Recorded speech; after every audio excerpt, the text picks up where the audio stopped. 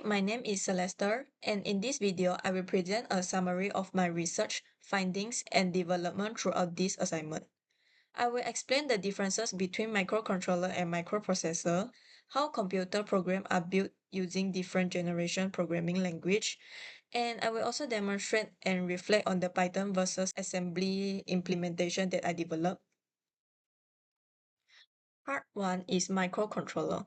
A microcontroller is a compact single-chip computer designed for specific control-oriented tasks. It includes CPU, memory, and input-output peripherals all integrated together. Because everything is built into one chip, microcontrollers are extremely efficient for embedded systems like home appliance, vehicle, IoT device, and smart sensor. Microcontrollers are generally categorized by their data, like 8 bits, 16 bits, and 32 bits. Their data weights determine how much data the processors can handle at one time, which directly affects performance. Their compact size and tight integration make them ideal for tasks that require precise control with lower consumption. Next is architecture of microcontroller. Most microcontrollers use Harvard architecture.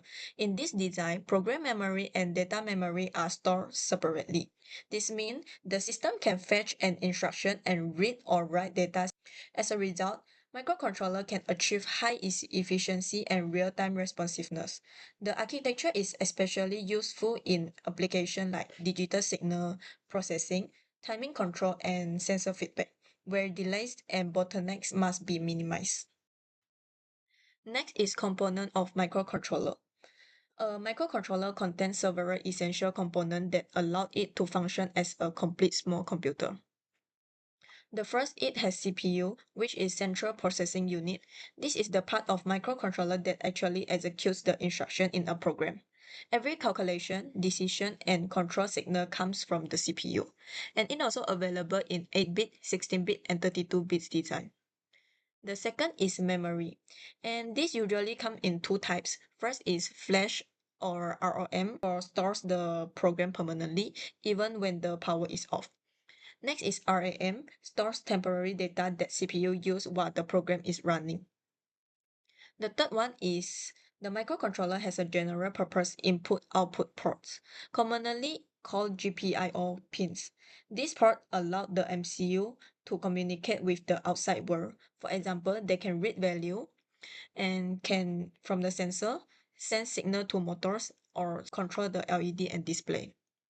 The fourth one is timer and counters. These are built-in modules that help the microcontroller measure times, create delay, count events, or generate signal like PWM. They are very important in real-time and embedded control tasks. The fifth one is communication interface such as UART, SPI, and I2C. This interface allows the MCU to communicate with other devices like sensor, modules, display, and even other microcontroller. Each interface has its own purpose. UART is the simple serial communication, SPI is high speed, and I2C support multiple devices on the same bus. And the sixth is analog to digital converter. This component allows microcontroller to take an analog signal such as temperature, light intensity, or sound, and convert it into digital number that the CPU can understand. The seventh is the clock system. The clock system is control the timing of everything inside the microcontroller. It determines how fast the CPU executes instruction, how often timers tick, and how accurately signals are generated. And then the last one is the interrupt system. This system allows the MCU to react quickly when a specific event occurs, such as a button press, a sensor signal, or a timer reaching zero. Interrupts allow the microcontroller to respond to real-time event without constantly checking every input. Here we have some real-world microcontroller example. The first one is STM32L5 series. And this series is a low-power microcontroller built on the ARM Cortex M33 core. One of its major features is its support from ARM Trust Zone, which provides hardware-level security. This makes the RS-32L5 suitable for application that require both efficiency and protection, such as medical device, biometric system, and secure IoT nodes. It can run at up to 110 megahertz while still maintaining very low energy consumption, which is why it is often used in battery power device. The second one is ESP32 series. This ESP32 series is one of the most popular microcontroller in IoT development. It is built in Wi-Fi and Bluetooth 5.0 and allowing it to connect easily to network smartphones and cloud service without any needing extra hardware modules. It uses a dual-core Extensa LX6 processor that can reach clock speed of up to 240 MHz, making it powerful enough for tasks like home automation, wireless sensor, smart appliance, and portable IoT gadgets. Its large community support also make it a common choice for hobbyistic and commercial developer. And finally, we got RP2040. Created by the Raspberry Pi Foundation, is designed for flexibility and custom hardware control. It includes two Cortex M0 Plus cores and a unique subsystem called Programmable Input-Output or PIO. The PIO allows developers to implement custom communication protocol or generate precise timing signal entirely through software. This gives the RP2040 ability to that many MCU do not have, such as controlling LED matrices, creating custom series interface, or handling real-time hardware tasks. It is widely used in robotic, student project, and low-cost control system. Next, we will going to microprocessor. A microprocessor contain only the CPU and relies heavily on external memory and input or output hardware. It is designed for handling complex computation, running operation system, and supporting multitasking. Microprocessors are commonly found in PC, smartphone, tablets, and high-performance computing environments. The architecture of microprocessor is von Neumann architecture, where instruction and data share the same memory. This simplifies system design and supports flexible multitasking environment. Although it can create bottlenecks, it allows microprocessor to run complex software and operating system efficiency. And we have the component of microprocessor. The first one is arithmetic logic unit. Arithmetic logic unit is the part of the CPU responsible for doing all arithmetic and logical operation. Whenever a program needs to add numbers, subtract values, compare two pieces of data, or perform bitewise operation, the arithmetic logic unit will handle it. Without the ALU, the processor would not be able to perform even the simplest calculation. The second is control unit. The control unit is like the manager inside the processor. It coordinates and direct the flows of operation, telling the ALU when to compute and instructing memory when to send the data and controlling the movement of instruction throughout the system. It makes sure every part of the processor works together correctly and it in the right order. The third one is register, which are very small but extremely fast memory location located in the CPU itself. Register temporarily stores instruction, address, and data that are currently being processed. Because registers are the closest memory to the CPU, they allow the processor to work much faster compared to accessing RAM. And then the third one is system bus, which act like highways that carry data throughout the computer. This bus include the address bus, which carry the memory address, and data bus transfer the data, and control bus sends control signal between components. Together, this bus allow the CPU to communicate with memory and external device, ensuring that the data and instruction reach the correct place. The fifth is instruction decoder, which interrupt the machine code of every instruction. When the CPU fetch an instruction from memory, the instruction decoder determine what type of the operation it represents and which component need to be activated. This translation process is crucial because the CPU needs to understand the meaning behind every binary instruction before executing it. And then the sixth one is clock generator or timing unit. The clock control the speed of the processor by providing consistent pulse that synchronize all CPU operation. Every action inside the processor, from fetching an instruction to performing arithmetic, happen according to the rhythm set by the clock. A higher clock speed generally means the CPU can perform more operation per second. And the second one is the cache memory. Cache is a small but very fast type of memory located inside or very close to the CPU. Modern processors usually have multiple levels of cache such as L1, L2, and L3. Cache stores copies of frequently used the data so the CPU can access it quickly without going back to slower RAM. This significantly improves the performance, especially in multitasking or data-heavy application. And the last tool is interrupt system. Interrupt allow the processor to stop its current task and immediately respond to the important event, such as a keyboard press, an incoming network packet, or hardware error. This system ensures that the CPU can handle real-time tasks and urgent signal without missing any important event. And the last one is input and output interface, which allow the CPU to communicate with external devices such as keyboard, display, storage drives, or other hardware component. The I/O interface work with controller and driver to ensure data is transferred smoothly between the CPU and the outside world.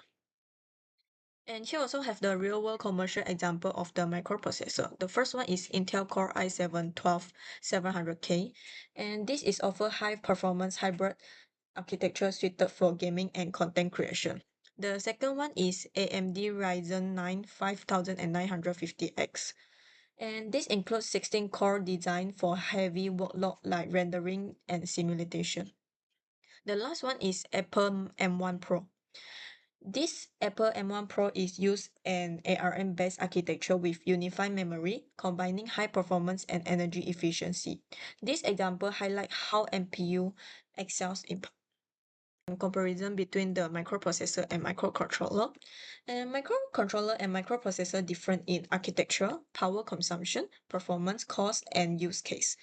Microprocessor rely on external component and offer high performance for multitasking, while microcontroller integrates CPU, memory, and I/O on a single chip, making them ideal for embedded system that require low power and fast response time. Microprocessor focus on the computational power while microcontroller focus on control, efficiency, and integration. In the part 2, we will explain how program move from human readable code to machine executable instruction. It also explore how programming language evolved through 5 major generations. The first is compile path. Compile codes go through several stages.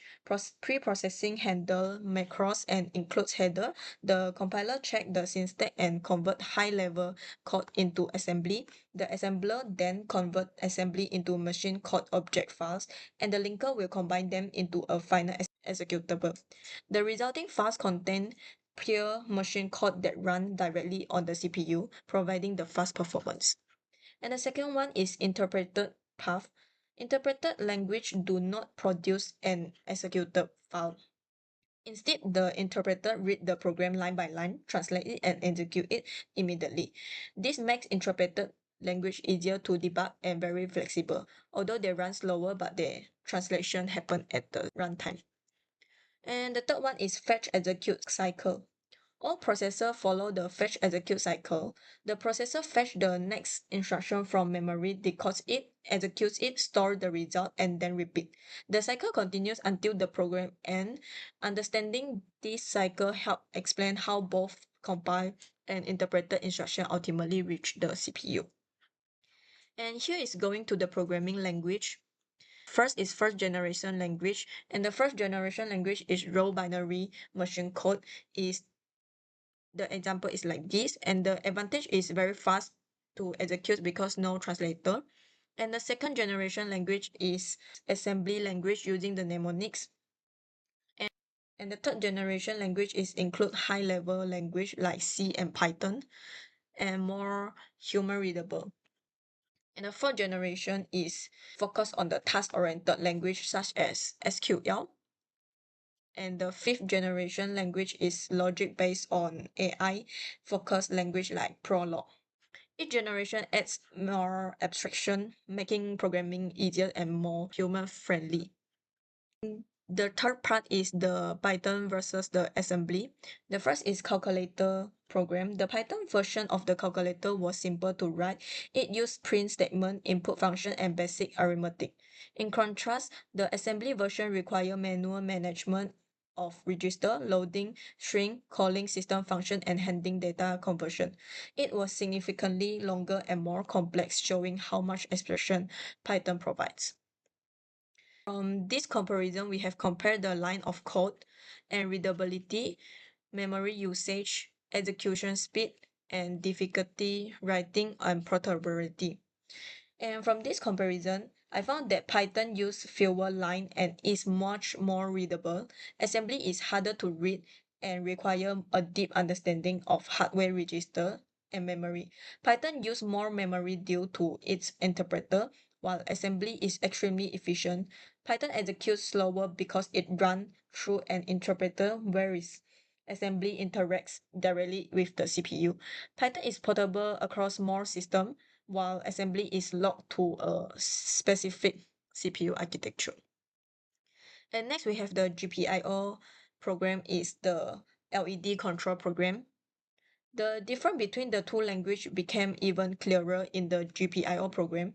In Python, controlling the LED require only a few simple commands using the RPI GPIO library. But in the assembly, I had to manually map the GPIO register, write the memory address, calculate bit position, and call timing function. Assembly gave precise control and high performance. But at the cost of complexity, Python provides simplicity and readability, but with extra overhead. And we also have compared line of code, readability, memory usage, execution speed, difficulty, portability. And in this comparison, Python offers more short, readable, portable codes but uses more memory and runs slower due to interpreter overhead. And assembly is fast and memory efficient because it interacts directly with hardware, but it is harder to write, longer, and tightly tied to the ARM architecture. Python is best for quick development, and assembly is best maximum performance and low-level control are required. Last is the reflection part. This assignment helped me understanding the practical difference between low-level and high-level programming.